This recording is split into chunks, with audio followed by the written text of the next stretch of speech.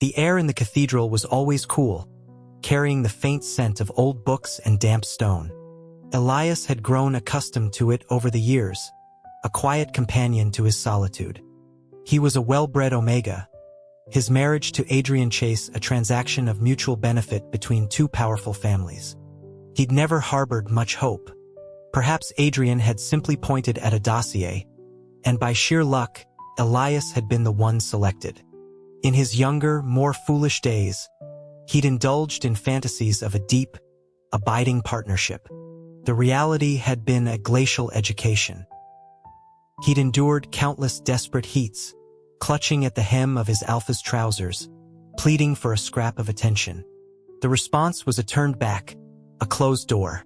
On the rare occasions Adrian stayed, he would simply observe from a chair, a detached spectator to Elias's unraveling, his own formidable control rendering him immune to the phenomenal storm. Elias learned the contours of that arrogance intimately. He stopped dreaming. Then came the day he returned from an errand. An unease prickled at his nerves even before he reached their brownstone. Pushing the door open, a wave of scorching, dense pheromones nearly buckled his knees. The scent led him to his own small bedroom. The scene inside was one of profound disorder. The wardrobe stood agape, clothes strewn about. Adrian was seated amidst the chaos, clutching one of Elias's sweaters, pressing his face into the fabric with a frantic intensity. Hearing the intrusion, he looked up. His eyes were raw, rimmed with red, tears tracking down his cheeks. He made a broken sound, then surged forward, wrapping himself around Elias with the force of a starved animal. "My love," he choked out, the words muffled against Elias's shoulder. Elias froze, stunned into stillness. The embrace was painfully tight. He instinctively tried to push away, which only made Adrian cling harder. The man trembled, his voice a watery, wounded thing. "Why are you pushing me away? Don't you want me? Don't you love me anymore?" This was a stranger wearing his husband's face. Bewildered, Elias could only attempt to placate him. He murmured reassurances he'd never been allowed to speak. "It's all right. I'm here. Of course I love you." The irony tasted bitter on his tongue. Adrian seemed to brighten at the words, nuzzling against Elias's jaw, his lips seeking purchase. He mumbled a plea for a kiss. Something in Elias, long suppressed and starved, twisted in response. He hesitated, then offered a tentative touch. It was all the invitation Adrian needed. The kiss that followed was possessive, hungry, a claiming that blurred Elias's thoughts with a haze of long-denied need. The night dissolved into a frantic, confusing tapestry of sensation.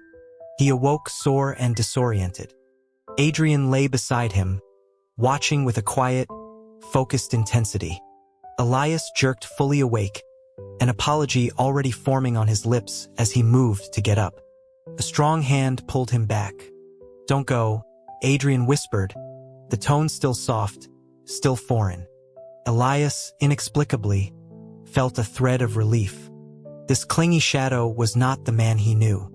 He called Adrian's personal physician. "A susceptibility cycle?" Elias asked, struggling to keep the squirming alpha still. "But he's a prime. He doesn't get those. Dr. Silas, a steady beta, maintained a safe distance. "Theoretically, no. Mr. Chase's condition appears to be a dysregulation syndrome, likely pheromone-induced. It mimics a susceptibility cycle but is more intense, with higher emotional volatility. Further tests will be needed when he's lucid." Adrian, growing jealous of the conversation, leveled a glare at the doctor. Silas promptly finished his notes and made a swift exit. Left alone, Elias's mind raced. A dysregulation. So Adrian was not in his right mind. What would happen when this passed? How would the proud man react to the memory of his own vulnerability? Sunlight stung his eyes as he woke another morning. A figure sat in the armchair by the window. Still half asleep, Elias reached out, his voice soft. "You're up early. Are you feeling?" The sentence died. He recognized the posture, the cold stillness. His heart sank. "Sir, you're back." Adrian's dark eyes pinned him, a wordless, chilly assessment. He offered only a curt nod. Was it his imagination, or did that gaze hold a flicker of distaste? The recent clinginess might as well have been a dream. Elias lowered his head, unable to bear it, and retreated to his room on unsteady legs. Sinking into the bath, he let out a weary sigh. He stared at the ceiling. He'd known, hadn't he? He'd grown numb to it. So why did this sudden coldness feel like a fresh wound? They needed to fix this. The whiplash was worse than consistent indifference. Downstairs, Adrian was already at the breakfast table, his demeanor perfectly composed. Elias paused on the stairs, watching for several seconds. No glance was returned. He took his seat. "I remember the last few days," Adrian began, his voice pleasant, his words like shards of ice. "It was an aberration. Until it's resolved, understand your place. Don't get any ideas. Remember who you are." Elias blinked slowly, his knuckles white around his fork. "Do you understand?" Adrian prompted, a hint of impatience coloring his tone. "Yes, I understand." "Good. We'll see Dr. Silas later." Elias ate mechanically. The food was expertly prepared, yet it turned to ash in his mouth. In Silas's office, the doctor explained, "Dysregulation syndrome is newly identified. It occurs primarily in high-tier alphas with bonded mates who previously showed minimal pheromonal sensitivity. A full cure isn't yet established. We manage it with control therapies." Elias watched Adrian's face darken. "Why isn't there a cure if it's been identified for years?" Adrian's tone was accusatory. Silas adjusted his glasses. "The affected population is small. Some even find the increased dependency strengthens marital bonds. It's not a high-priority study." Adrian gave a dismissive snort. "I'll endow the research wing. I expect results." He left without a backward glance. Once he was gone, Elias approached the desk. "There is another way, isn't there?" Silas hesitated. "There is a theory. The syndrome is tied to the permanent bond. Removing that bond could, in theory, remove the cause. But the unbinding procedure is immensely dangerous for the Omega. Carries severe risks.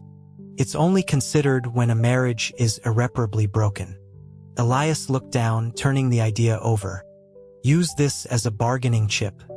Propose the unbinding to cure Adrian's condition, and in exchange, demand his freedom." The risk was terrifying. But what was the alternative? A lifetime of this limbo? Before he could act, his brother, Marcus, summoned him. Their relationship was purely transactional. Elias was the family's bargaining chip. Over bitter coffee, Marcus leaned in, his voice low with excitement. "He's vulnerable during these cycles, completely pliant. You will have him sign these." He slid a folder across the table. "Corporate shares. Seats on the coalition. Simple documents for a man in his state." Elias recoiled. "You think Adrian Chase is that easily manipulated?"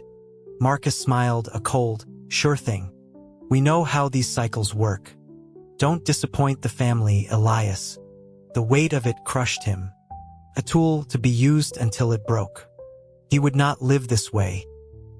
He returned home heavy with resolve, only to be met by a frantic pounding at the door.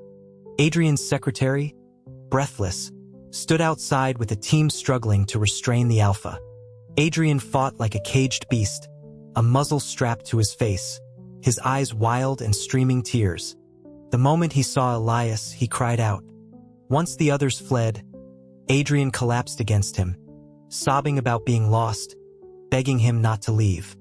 Holding this shattered version of his husband, Elias felt an unwelcome pang of pity. He soothed him, guided him to the couch to tend to superficial scratches. His phone chimed. Marcus, sending the documents already. What's that? Adrian mumbled, burying his face in Elias's neck. Nothing. Junk mail. Adrian hummed, content. Remembering his brother's words, completely pliant, Elias took a shaky breath. Adrian, what if I said I wanted a divorce? The body against him went rigid. Elias hurried to backtrack. I didn't mean, you want to leave me? Adrian's voice was soft, deadly. His dark eyes locked onto Elias, who found he couldn't speak. What followed was not affection, but a frantic, desperate claiming. Adrian kissed him, repeating no and don't go like a mantra, his movements fueled by panic and strength. Elias cried out in pain, and Adrian gentled, wiping his tears with clumsy fingers, whispering apologies even as he held him captive. The contradiction was a new kind of agony. When the cycle ended, the confrontation was immediate. Explain divorce, Adrian demanded, his voice flat. I think it's clear.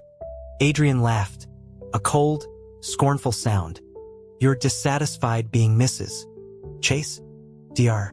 Silas told me the unbinding procedure could cure your dysregulation and mutilate you in the process. I don't require that kind of sacrifice. I don't care, Elias said, meeting his eyes squarely. The research isn't progressing as you'd hoped. This is a permanent solution. My price is my freedom. Adrian stared, silent for a long moment. So you'd risk your life to be rid of me? It's a mutually beneficial transaction. Beneficial? You're courting an early grave. Is your life worth so little? He seized Elias's wrist. I've given your family everything. People would kill for your position and you throw it away for what? Because I am in pain. The words erupted, sharp and broken. I don't care about the money or the status. Then what do you want? Elias's lips trembled. I want respect. I want to be loved.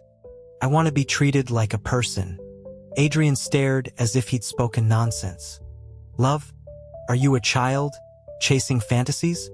You'd abandon everything for that? It has value to me. Hot tears fell. I did love you. Once. Once, Adrian repeated the word hollow. You don't love anyone. You look down on everyone.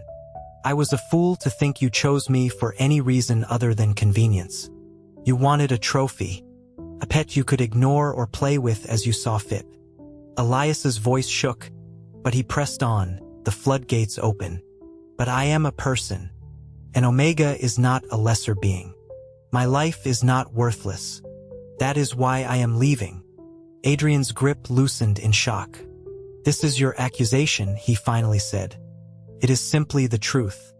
Elias drew a steadying breath. The unbinding, the divorce.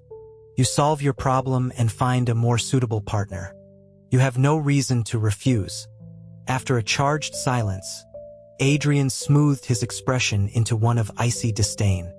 If you're determined to destroy yourself, be my guest. He left, the slam of the door final. Elias checked into the hospital. The pre-procedure regimen was brutal. Injections, harsh medications, violent physical rejections that left him gaunt and weak. Adrian never visited. Marcus did, raging about lost opportunities and calling him a traitor. He's already vetting your replacement, he spat before leaving. The words carved a hollow space inside Elias, but he turned away. On the day of the procedure, Adrian finally appeared. He looked down at Elias's frail form on the gurney. You've made yourself into this. Are you satisfied? Elias focused on breathing through the pain. Control therapies are showing promise, Adrian continued coolly. My third cycle was manageable. The research is advancing. Your grand, mortal gamble is for nothing. You can still stop this. Apologize and I might know, Elias whispered. I'm not sorry. Adrian gave a bitter laugh. Very well. I hope you live long enough to receive a wedding invitation. Elias's gaze drifted, catching on Adrian's right hand. A ring glinted there. New. Elegant. Not the one from their own ceremony, which Adrian had never worn. Congratulations, Elias murmured, the words automatic. Adrian left without another word. Replacement. Wedding. Mrs. Chase. The terms swirled in Elias's medicated haze as he was wheeled away. Across the city, Adrian sat in a penthouse restaurant with his fiancée, Helena. Impeccable pedigree, stunning, brilliant, the ideal counterpart. Yet his mind kept returning to the hospital room, to the whispered congratulations. The gall of it. Suddenly, a visceral jolt went through him, a severing of an intangible tether, leaving a cold, empty ache behind. It was done. The bond was gone. A frantic urge to go to the hospital rose and was forcibly suppressed. A murmur rippled through the dining room. The news screen showed a live feed, thick black smoke pouring from the Alliance Medical Center. A major fire. Casualties reported. Adrian was moving before he registered it, leaving a bewildered Helena behind. He drove like a man possessed. At the scene, chaos reigned. Flames clawed at the sky. He tried to push past the barricades, a raw, primal drive obliterating all reason. He had to get in. He had to find, "Sir, you can't go in there." An official grabbed his arm. Adrian fought, his control shattering, his pheromones spiking in a dangerous wave. A sting pierced his neck. His legs gave way, and he collapsed, his cheek pressed to the gritty pavement. His vision dimmed, but he kept his eyes fixed on the burning building. Have to find him. He's mine. He's my love. A memory surfaced, unbidden. A dull charity gala years ago, a secluded garden. A young Omega with a gentle smile was coaxing a stray cat with a bit of pastry. Sunlight caught in his hair. Later, when presented with candidate profiles, Adrian had pointed. Him. The photo showed a bright, open smile. Their first formal meeting. A blush, that same sincere smile. Hello. I'm Elias. The memory was a ghost. In a small, northern town where autumn painted the maples in brilliant gold, Elias sat by a crackling fireplace in his bookshop, a worn novel in his hands. He'd arrived 3 years ago, a quiet man with a gentle demeanor who never spoke of his past. Only one friend ever visited. How are you settling in, Dr. Silas asked, sipping hot cider. Well, it's peaceful here. Your family is facing some difficulties. Adrian seems to be applying pressure in several sectors. Elias's fingers stilled on the page. He gave a non-committal hum. It was no longer his concern. The fire had been arson, a grief-maddened man seeking revenge for a lost spouse. In the confusion, Silas had thrust a packet of identity documents into Elias's hands and guided him to a service exit. My brother was meant to use these, Silas had said cryptically. Run. Let the world believe Elias Chase died today. He had run, and here he had built a fragile, quiet life. Silas kept him updated. The unbinding was complete, but Adrian's dysregulation remained. He refused the new treatments, locking himself away during each cycle, emerging battered and dehydrated. The engagement to Helena had been broken off abruptly. Stranger still, Adrian had funded research into safer unbinding procedures and had begun advocating for secondary gender equity reforms. It's like he's a different person, Silas mused. Or trying to be. Elias offered no comment. The past was a country he had left. After Silas departed, Elias settled into his armchair. The bell above the shop door chimed. He began his usual gentle greeting, but the words died. A tall alpha stood in the doorway, his frame swimming in a heavy winter coat, yet still appearing gaunt.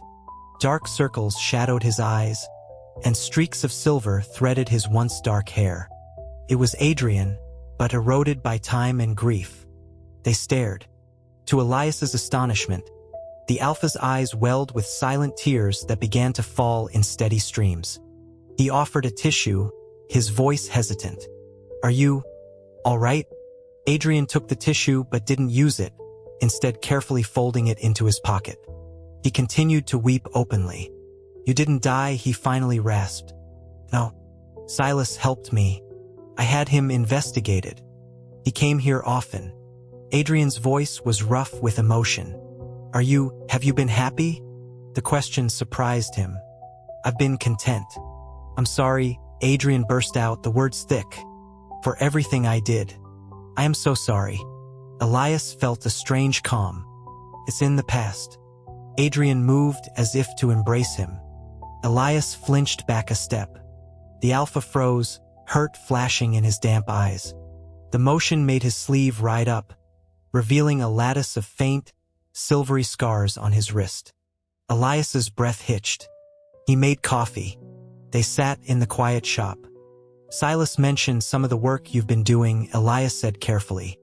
Adrian's hand jerked, coffee sloshing. What did he say? The question was sharp, almost fearful. Elias understood then. He was afraid Silas had spoken of the cycles, the self-inflicted pain, the policy reforms, the actions against my family. Adrian sagged with palpable relief. It was nothing. It seemed significant. A faint, almost shy smile touched Adrian's lips at the simple praise. He ducked his head. He had changed. May I stay here? Adrian asked, the vulnerability in his voice entirely new. Elias's heart, long quiet, gave a sudden, hard thump. He didn't know how to answer. Time passed. The town gained a new resident, an alpha who bought the cottage next to the bookshop. He was clearly courting the gentle Omega who ran it, though the Omega seemed hesitant. Seasons turned. One crisp, golden autumn evening, the chapel bell rang out, its sound clear over the rustling leaves. Under an arch woven with late blooming flowers and fall foliage, two men faced each other. They exchanged simple vows, their hands clasped tight, the past finally, fully, laid to rest.